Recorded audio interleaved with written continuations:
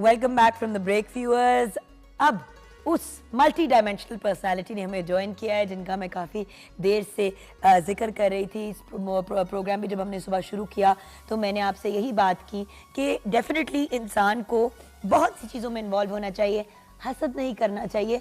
बेशक आप रश करें, किसी को देखें, उससे इम्प्रेस होएं, उनकी तरह बनने की कोशिश करें, और कभी कभी जब आप इस जर्नी पे निकलेंगे कुछ बनने की तो आप शायद 10 और चीज़ें भी बन जाएं उसके साथ साथ।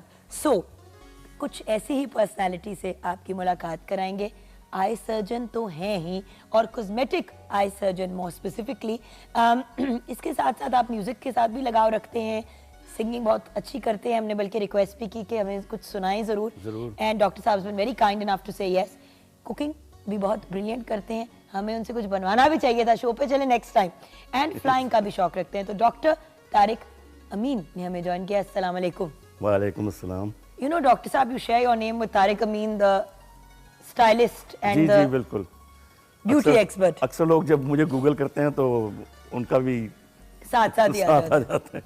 तो बट वो डॉक्टर नहीं है, वो अपने फील्ड के डॉक्टर हैं, माशाल्लाह बड़े कामयाब हेयर स्टाइलिस्ट हैं और उनका बड़ा नाम है। और डॉक्टर साहब आप बालों की वजह से बच गए हैं। अच्छा डॉक्टर साहब, आते हैं अर्ली डेज की तरफ। आज हमने आपको बुलाया जरूर, हम आई कॉस्मेटिक आई सर्जरी चीज क्या है, मैंने कॉस्मेटिक सर्जरी सुना, eye surgery is a, but ये हम आएंगे इसकी तरफ। What is more important right now is to discuss आपकी जर्नी, क्योंकि हीरो सिर्फ वो नहीं होता जो फिल्म में आता है या जो आपकी आर्म्ड फोर्सेस का हिस्सा होता है, वो तो होते हैं हीरोज, नो डाउट, लेकिन हीरो वो भी होता है जो एक एग्जाम्पल सेट करे दूसरे लोगों के लिए अपनी लाइफ में आगे बढ़ने के लिए। बेशक। तो क्लास 7th तक आपने तालीम हासिल की कोट अद्दू के एक स्कूल में, तो कुछ वहाँ से जर्नी शुरू करते हैं। कोट उर्दू में मेरी पैदाइश हुई, कोट उर्दू के गवर्नमेंट प्राइमरी स्कूल नंबर 2, जो कि आज भी एग्जिस्ट करता है, और उन टाटों पे बैठ के वहाँ से मैंने अपना प्राइमरी स्कूल पास किया। उसके बाद government high school Kot Urdu से क्लास 7 तक मैं वहाँ रहा।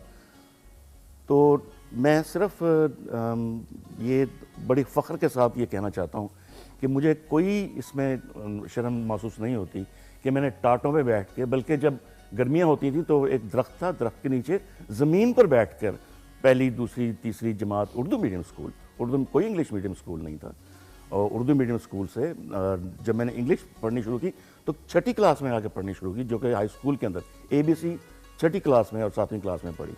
उसके बाद फिर अल्लाह ताला ने मेहरबानी की, कैरकुल हसन अब्दाल के लिए टेस्ट दिए, और बड़े फ़ख्र के साथ मैं ये आज शुक्र खुदा करता हूँ कि कैरकुल हसन अब्दाल में मुझे एडमिशन मिला, और उस जैसा इंस्टीट्यूट मेरी पनाहगाह बनी। और मेरे ख्याल में जो कुछ भी हूँ मैं, ज़ाहिर है जो उस्ताद आपके होते हैं शुरू से वो तो होते ही हैं। उसके बाद हसन अब्दाल चला गया। डॉक्टर बनने का डिसीजन कैसे आया? डॉक्टर, क्योंकि आपके बहुत आर्ट्स के शौक हैं, क्रिएटिव शौक हैं आपके। वैसे तो आप एक क्रिएटिव साइड पे ही आए हैं, doctor being a doctor also, लेकिन why not actor, anchor person, singer? पता नहीं, मैं मुझसे जब भी कोई पूछता था कि तुम क्या बनोगे, मैं कहता था मैं पायलट बनूंगा।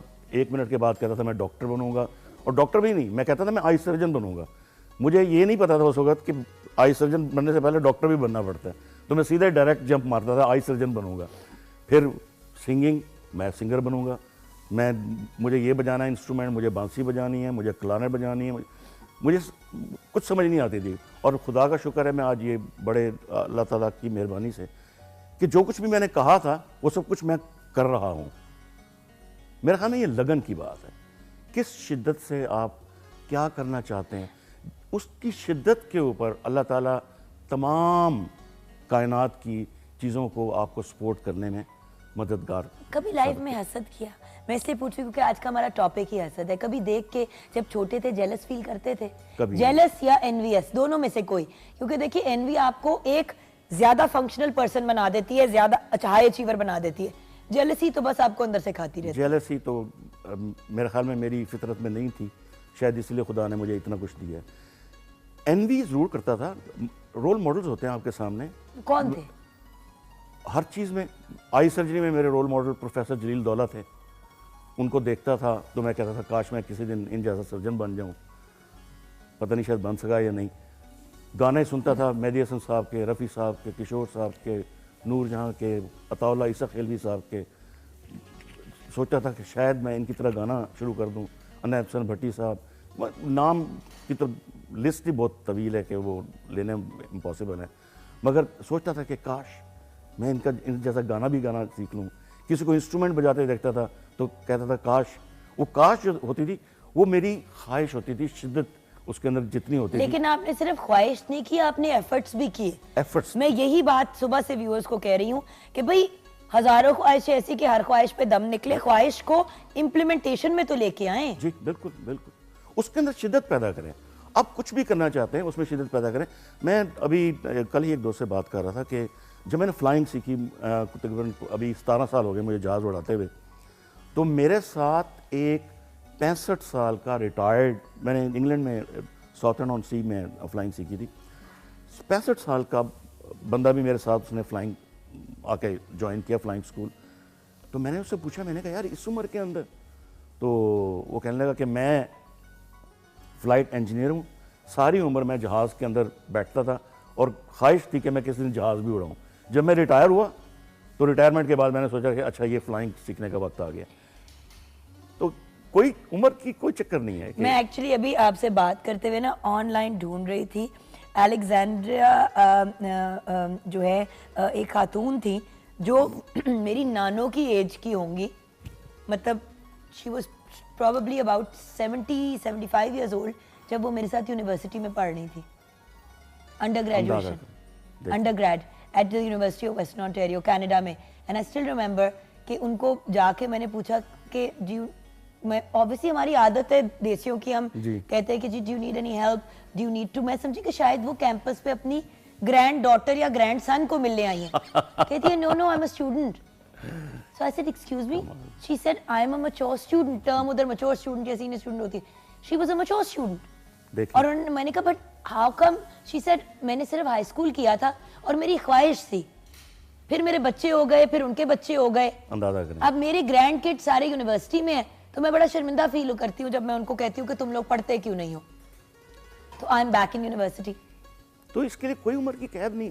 आप किसी भी वक्त कुछ भी करना चाहें, ये मत सोचें कि यार वो हो मैं तो भैया बूढ़ा हो गया, मैं तो ये नहीं कर सकता, मैं वो नहीं कर सकता। शिद्दत कितनी है। मैं दोबारा यही मैसेज देना चाहता हूँ कि हर शख्स हर चीज़ कर सकता है। मैं कोई आसमान से उतरी मखलूक नहीं हूँ, आम ताम इंसान हूँ जो कि टाटों पे बैठ के जहाँ तक भी पहुँचा हूँ, खुदा का बहुत बहुत शुक्र है। तो सब कुछ हो सकता है, गाने भी गाए जा सकते हैं, जहाज़ भी उड़ाए जा सकते हैं, डॉक्टरी भी की जा सकती है, कॉस्मेटिक सर्जरी भी की जा सकती है, सब कुछ, इंस्ट्रूमेंट्स भी बजाए जा सकते हैं, जितने मर्जी सीखा जा सकता है। कोई उम्र की कैद नहीं। अगर आपके अंदर कोई चीज़ करने की ख्वाहिश है तो प्लीज़ करें और उसके अंदर शिद्दत इख्तियार करें। तो ये बड़ा ज़रूरी है कि आप कितनी पावर के साथ, कितनी शिद्दत के साथ उस चीज़ को अचीव करना चाहते हैं। एक फरमाइश आ रही है व्यूअर से, क्योंकि लोग कॉल इन करते हैं, जब वक्त कम होता है तो हम कॉलर्स को नहीं लेते, हम उनसे सवाल पूछ लेते हैं। तो लोग ये कह रहे हैं कि अगर आप सिंगिंग करते हैं, देखिए कॉस्मेटिक आइसेट्री तो विजुअली देखी जा सकती है वेबसाइट्स वगैरह पे, अगर कोई अपना सॉन्ग फेवरेट गुनगुना दे जो बचपन से लेके आज तक याद है।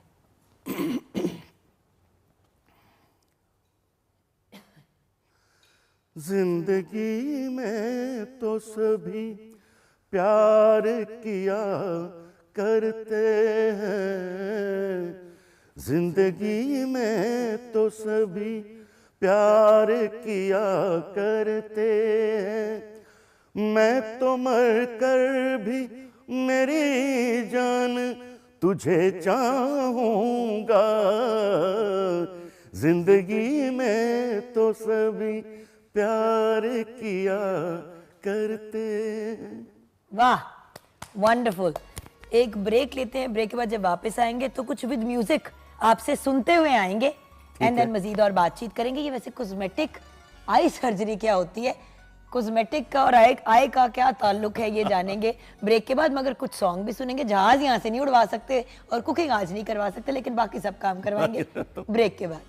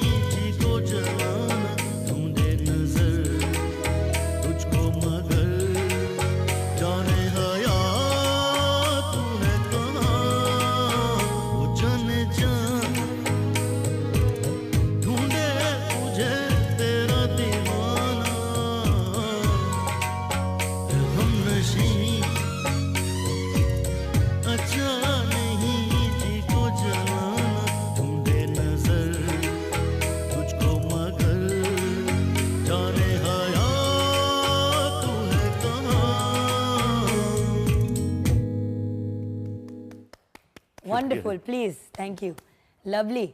अच्छा, very inspired by our legends ना? Absolutely. Very very inspired by the legends, और वो कुछ नजर भी आ रहे हैं। वो तो शायर है, आप किसी ना किसी का रंग, हर जगह जगह से रंग आप इकट्ठे करते हो, तस्वीर फिर मुकम्मल होती है। और वही बात जो हमने अगेन ब्रेक से पहले की थी, रश्क वाली। सो मुझे ये बताइए कि सॉन्ग के बारे में आप हमें क्या बताएंगे?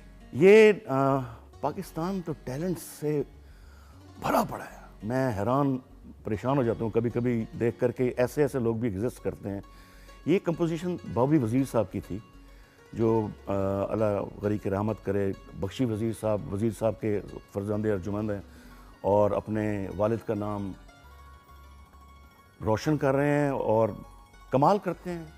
उनकी कंपोजिशन है और उसके अंदर आप देखें ऐसे ऐसे उनके टचेज़ हैं म्यूज़िक के, और जिस तरह से इसकी अरेंजमेंट है कि अकल दंग रह जाती है कि हम किसी तरह से भी, किसी भी हमसाया मुल्क से हम पीछे नहीं हैं। हमारे राहत फ़तेह अली साहब को देख लें, नुसरत फ़तेह अली साहब को देख लें, नाम है, इतने बड़े बड़े नाम हैं और इतनी पजीराई उनको पूरी दुनिया में मिली है कि राहत फ़तेह अली साहब एक गाना गा रहे हैं और फिल्म हिट हो जाती है जिस फिल्म के अंदर गाना गा रहे हैं। तो माशाल्लाह हम तो, पाकिस्तान तो एक बड़े वर्सेटाइल यहाँ लोग मौजूद हैं और बड़े बड़े फनकार इस धरती ने पैदा किए हैं। सही। मेरे ख्याल से हमें कॉस्मेटिक आई सर्जरी पे ब्रेक के बाद बात करनी होगी। The song was beautiful but obviously long. आप फिक्र ना करें, आपके पास भी आ रही हूँ रेहान भाई, मुझे इस तरह आप नज़रों से देख रहे हैं। आप भी कुछ गुनगुनाना चाहेंगे ब्रेक के बाद? नहीं जी, मैं तो बाथरूम में भी नहीं गुनगुना सकता। और मैं रेकमेंड करूंगी कि आप बाथरूम के शीशे ना तोड़ें। बिल्कुल सही है। अब हम जाएंगे ब्रेक की तरफ। ब्रेक में जाते जाते जहाँ इतना खूबसूरत सॉन्ग सुना, वहाँ पे मिल्क पैक मदर्स सॉन्ग जो है नेस्ले मिल्क पैक का, वो भी सुनते हुए जाते हैं।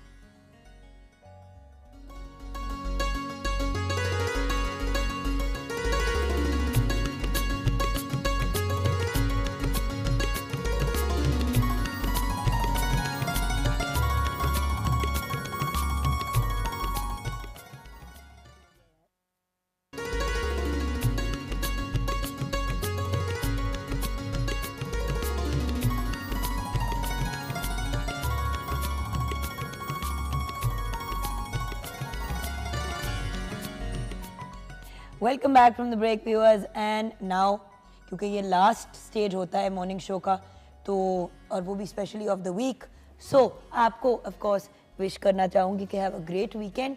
और ग्रेट वीकेंड से आखिरी बारबेक्यू वीक का देख लें। बाय द वे, इस हफ्ते में मैंने अपना 2 किलो वजन कम किया। I am not joking, I have lost 4 pounds because मैंने लास्ट वीकेंड से डाइटिंग शुरू कर दी, लास्ट फ्राइडे से, और आज फ्राइडे है और एक्चुअली मेरे 4 पाउंड कम हो गए हैं बिकॉज इस किस्म का खाना बना।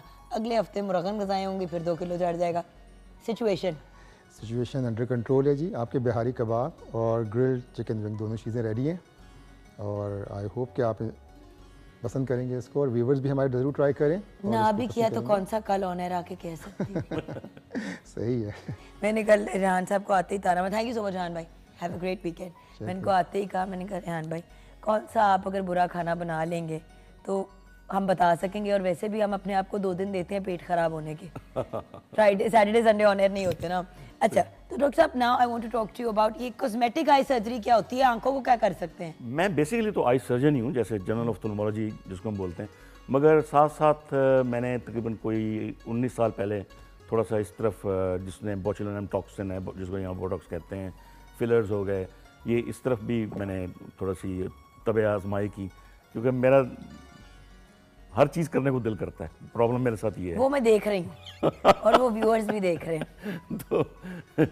तो फिर ये हमारी ऑफ्थल्मोलॉजी की ही, आई सर्जरी ही की सब स्पेशलिटी है, ऑक्लोप्लास्टिक्स जिसे कहते हैं, जिसमें जैसे ये एज के साथ, कुछ लोगों में जेनेटिक भी होता है, एज के साथ आई बैग्स बन जाते हैं, और कुछ लोगों को तो डिसेबलिंग हद तक जो है ना, अपर लिड इतना भारी हो जाता है, बुज़ुर्गों में आपने नोट किया होगा, ये बेचारे आंखें नहीं खोल सकते, और आंखों लैशेस के ऊपर, आई लैशेस के ऊपर इतना वजन पड़ता है कि by the end of the day उनको सर दर्द होना शुरू हो जाता है, क्योंकि थकावट की वजह से। लेकिन मैंने ये सुना है कि अगर एक दफ़ा आप वो रिमूव करें स्किन तो फिर आ जाती है। नहीं, देखें, अगर इसको प्रॉपरली किया गया, स्किन उतना ही वक्त लेती है बढ़ने में जितना उसने पहले लिया। फॉर एग्जाम्पल एक, यानी कि अगर 50 साल पे ये होता है, और 50s पे भी मैंने देखे हैं लोग, thank you, I know a 55-year-old woman जी, जी। जिन्होंने अपने आईलिड को ये कटवा के स्किन उतरवाई थी, जी। बिकॉज उस बेचारे वो मतलब वन ऑफ माय खालास, और नॉट माय सगी खाला बट मेरी अम्मी की दोस्त, वो इतनी उनको दिक्कत होती थी कि उनसे ग्लासेस भी लगाती थी, उनको फिर भी नजर नहीं आता था। वो बहरहाल वो करने कट करने के खींच के स्किन उन्होंने की थी, और उनकी ब्राउ लिफ्ट भी फिर डॉक्टर ने साथ में की। ब्राउ लिफ्ट भी बाद में ब्राउ लिफ्ट भी इंडिकेटेड होती है। हम ब्राउ लिफ्ट थ्रू ब्लेफरोप्लास्टी भी कर लेते हैं। अच्छा। वो हमें सर के थ्रू नहीं जाना पड़ता, वो भी एक तरीका है।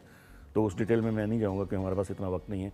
मगर यह है कि ब्लेफरोप्लास्टी बहुत खूबसूरत प्रोसीजर है। ख़ास तौर पे कुछ लोगों के आई बैग्स नीचे वाला जो आईलिड्स हैं, वो ऐसे लगते हैं जैसे रात को सोए ही नहीं है, थके थके नजर आते और हैं। हर वक्त यही होता हर वक्त यही होता है। तो वो सुबह मिलते हैं, अरे भाई क्या हुआ, रात को नींद नहीं आई। हालांकि बेचारे अच्छी तरह सो के आए होते हैं, मगर वो आई बैग्स इतने हैवी होते हैं कि लगता है कि वो ये तो थकावट के मारे इनका बुरा हाल है। तो अपर आईलिड्स का भी बहुत बड़ा प्रॉब्लम है, लोअर आईलिड्स का बहुत बड़ा प्रॉब्लम। कुछ लोग जेनेटिकली, कोई ज़रूरी नहीं है कि हर शख्स की लोअर आईलिड बैग बने। ये सारे स्ट्रक्चर आपके जो स्कल है, जो बोन है, उसके ऊपर डिपेंड करता है जेनेटिक आपकी मेकअप क्या है। तो उसमें बाज़ दफ़ा बैग्स होते हैं, बाज़ दफ़ा लोगों के 70 साल के क्या मैंने देखे हैं। हल्कों का कोई हल है? क्योंकि मैं बचपन से, मुझे बहुत डार्क सर्कल्स हैं अंडर माय आईज, वो तो ऑफ कोर्स कंसीलर से भी कंसील किए हुए। मेरे बेटे के भी आंखों के नीचे वही हल्के हैं, और मैंने को 15 पीडियाट्रिशियंस को चेक कराया, उन्होंने कहा आपको थे। मामा से मैंने कंफर्म किया, उन्होंने कहा बेटा तुम्हारे इतने इतने खड्डे होते थे आंखों के नीचे। It's not due to a lack of sleeping, माशाल्लाह। नहीं। 9 to 10 आवर्स हमजा की नींद होती है, मेरी 7 to 8 आवर्स जितनी रिक्वायर्ड है नींद पूरी होती है, लेकिन हल्के। डार्क सर्कल्स, मेरे ख्याल में हम एशियंस जो है ना, कुछ इसके बारे में ज़्यादा पैरानॉइड हैं कि ओहो डार्क सर्कल्स बुरे लगते हैं, बुरे लगते हैं। ये जितने भी पिगमेंटेड रेसेस हैं उनमें ज़ाहिर है हम थोड़े से लाइटर पिगमेंटेड हैं। हाँ, heavily लेकिन pigmented फेयर नहीं। स्किन पे बहुत ज्यादा नजर आता है ना सर। फेयर स्किन पे ज़्यादा नज़र आता है, मगर ये कॉस्मेटिकली इतना बुरा नहीं लगता जितना कि लोग इसको, जब आप शीशे में देखती हैं तो आपको शायद कुछ और चीज़ नज़र नहीं आ रही होती, आपने डार्क सर्कल्स ही देखने होते हैं।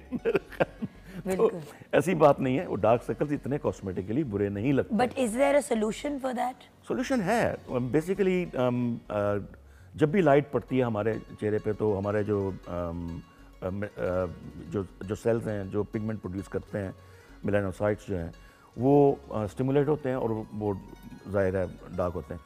तो जो थोड़ी सी आप देखें ना, आँख की जैसी शेप है, थोड़ा सा अंदर की तरफ है हमारी आईज, क्योंकि कुदरत ने प्रोटेक्ट भी करने के लिए उसको ऐसे बनाया है ताकि यहाँ अगर सामने से कोई चीज़ पड़े भी सही तो आँख डैमेज ना हो। तो उसकी शेप ही ऐसी है। तो लाइट जो है वो हमेशा जो कनकेव, या जिसको हम कहते हैं कि जो सरफेस जो कनकेव होती है, जैसे ही कैमरा अगर मेरा हाथ दिखा सकता है, तो जो कनकेव सरफेस है वहाँ पर जब लाइट, जो भी सनलाइट जब पड़ती है तो वो वहीं पे टकराती है। कन्वेक्स सरफेस के ऊपर लाइट जो है वो बाउंस दूसरी डायरेक्शन में। तो डार्क सर्कल्स इसलिए बनते हैं। अब उसका तरीका तो ये है कि आप थोड़ा सा सन अवॉइड करें, यानी कि सन ब्लॉक्स और प्रॉपर तरीके से अपनी आईज को cover, sunglasses. Thank you very much, मैं यही कहने लगा था, you must have read my mind. Sunglasses पहने, बाहर निकलें तो हैट या जो भी कुछ दुपट्टा ऐसी ले चीज़, लें। दुपट्टा ले लें। मेक श्योर कि जो है वो आपकी आइज़ जो है ना वो कवर रहें। तो आपने सिर्फ लाइट को प्रोटेक्ट करना है। अब ये तो बिल्कुल नहीं ना कि आप हर वक्त अंधेरे कमरे में तो नहीं रह सकते। सो व्यूअर्स, ये बात इसलिए मैंने आपसे आज डॉक्टर साहब से पूछी है बिकॉज आप लोग अक्सर पूछते हैं कि कोई सर्जरी बताएं। ये डेंजरस है, और जो लोग लेजर्स भी का इस्तेमाल करते हैं ज़रूरी नहीं है कि उनको प्रॉपर आता हो करना। सो जाएं भी तो प्रॉपर सर्टिफाइड डॉक्टर के पास, क्वालिफाइड लोगों के पास। डॉक्टर साहब, बातें तो बहुत सी हैं आपके साथ करने को, लेकिन unfortunately we are out of time. और एक सॉन्ग की रिक्वेस्ट हमने आपसे जरूर करनी है, लेकिन उससे पहले मेरे प्रोड्यूसर कैसर साहब आपसे ये जानना चाहेंगे कि सबसे खूबसूरत आंख आपने कब और कहाँ देखी? सबसे खूबसूरत आंख, ये हम आपसे टेक्निकल नहीं पूछ रहे, डॉक्टर के पर्सपेक्टिव से हम वैसे पूछ रहे हैं कि मोस्ट ब्यूटीफुल आईज आपने कब और कहाँ देखी? मैंने तकरीबन Aesthetically. रोज ही देखता हूँ, काम ही आंखें देखना। लोग मुझे डॉक्टर साहब कभी तो आपने कहा होगा कि यार ये तो बहुत ही खूबसूरत आंखें थी। एज ए डॉक्टर मेरे ख्याल में मैं हर आंख को एक खूबसूरत एंगल से ही देखता हूँ। तो खूबसूरती जो है देखने वाले की। गानों में भी तो आप आंखों की बात करते हैं, उसी पॉइंट ऑफ व्यू से बता अगला गाना भी फिर आंखों का ना हो जाए। चले फिर आंखों का गाना सुन लेते हैं, उन्होंने जवाब तो हमें देना नहीं है। Thank you so much for joining us doctor Thank साहब, you. Good luck with everything and the stage is yours. Viewers, आप लोगों ने एक बहुत ही इंजॉयबल वीकेंड गुजारना है और मंडे को फीडबैक देनी है। थैंक यू डॉक्टर साहब।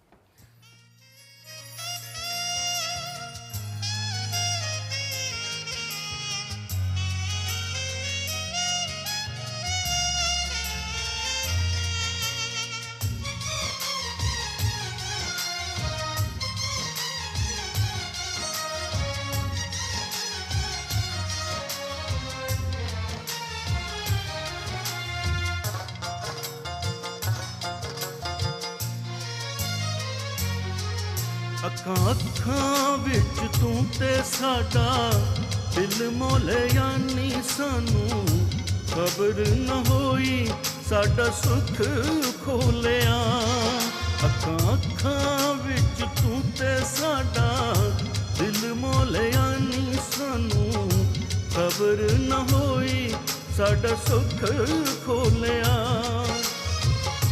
ਲੱਕ ਸਾਨੂੰ ਲਾਰੇ ਚੰਨਾ ਡਾਡਾ ਰੋਲਿਆ ਹਾਏ ਡਾਡਾ ਰੋਲਿਆ ਅੱਖਾਂ ਅੱਖਾਂ ਵਿੱਚ ਤੂੰ ਤੇ ਸਾਡਾ ਦਿਲ ਮੋਲਿਆ ਨੀ ਸਾਨੂੰ ਖਬਰ ਨਾ ਹੋਈ ਸਾਡਾ ਸੁੱਖ ਖੋਲਿਆ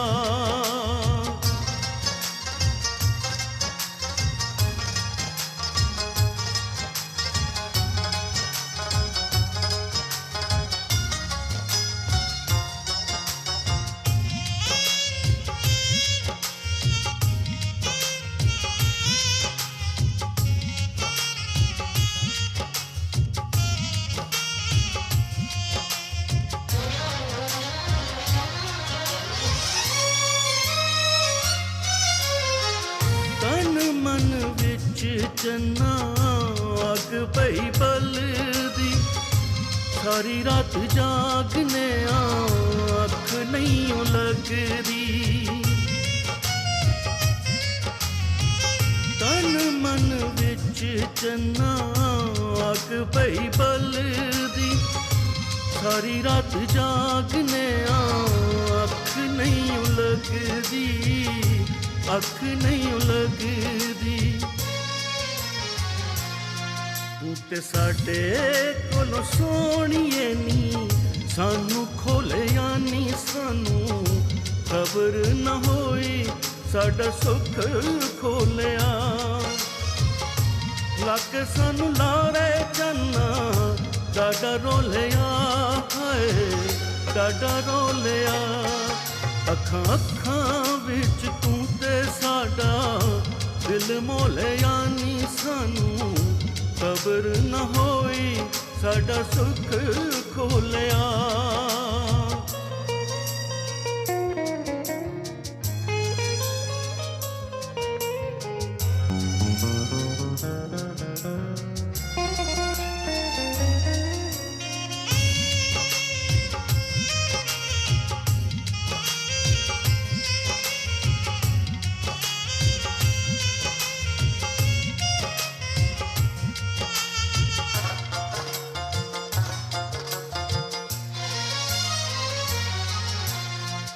ਤੂੰ ਤੇ ਸਾਨੂੰ ਤਾਨੇ ਮਾਰੇ ਬੈਠ ਕੇ ਸ਼ਰੀਕਾਂ ਵਿੱਚ ਅਸੀਂ ਕੱਟੇ ਕਈ ਦਿਨ ਤੇਰੀਆਂ ਉਡੀਕਾਂ ਵਿੱਚ ਤੂੰ ਤੇ ਸਾਨੂੰ ਤਾਨੇ ਮਾਰੇ ਬੈਠ ਕੇ ਸ਼ਰੀਕਾਂ ਵਿੱਚ ਅਸੀਂ ਕੱਟੇ ਕਈ ਦਿਨ ਤੇਰੀਆਂ ਉਡੀਕਾਂ ਵਿੱਚ ਤੇਰੀਆਂ ਉਡੀਕਾਂ ਵਿੱਚ ਅਸਾਂ ਤੇਰਾ ਨਹੀਂ ਕੋਈ ਚੰਨਾ ਐਬ ਭੁੱਲਿਆ ਨੀ ਸਾਨੂੰ ਖਬਰ ਨਾ ਹੋਈ ਸਾਡਾ ਸੁੱਖ ਖੋਲਿਆ ਲੱਕ ਸਾਨੂੰ ਲਾਰੇ ਚੰਨਾ ਡਾਡਾ ਰੋਲਿਆ ਹਾਏ ਡਾਡਾ ਰੋਲਿਆ ਅੱਖਾਂ ਅੱਖਾਂ ਵਿੱਚ ਤੂੰ ਤੇ ਸਾਡਾ ਦਿਲ ਮੋਲਿਆ ਨੀ ਸਾਨੂੰ ਖਬਰ ਨਾ ਹੋਈ ਸਾਡਾ ਸੁੱਖ ਖੋਲਿਆ ਅੱਖਾਂ ਅੱਖਾਂ ਵਿੱਚ ਤੂੰ ਤੇ ਸਾਡਾ ਦਿਲ ਮੋਲਿਆ ਨੀ ਸਾਨੂੰ ਖਬਰ ਨਾ ਹੋਈ ਸਾਡਾ ਸੁੱਖ ਖੋਲਿਆ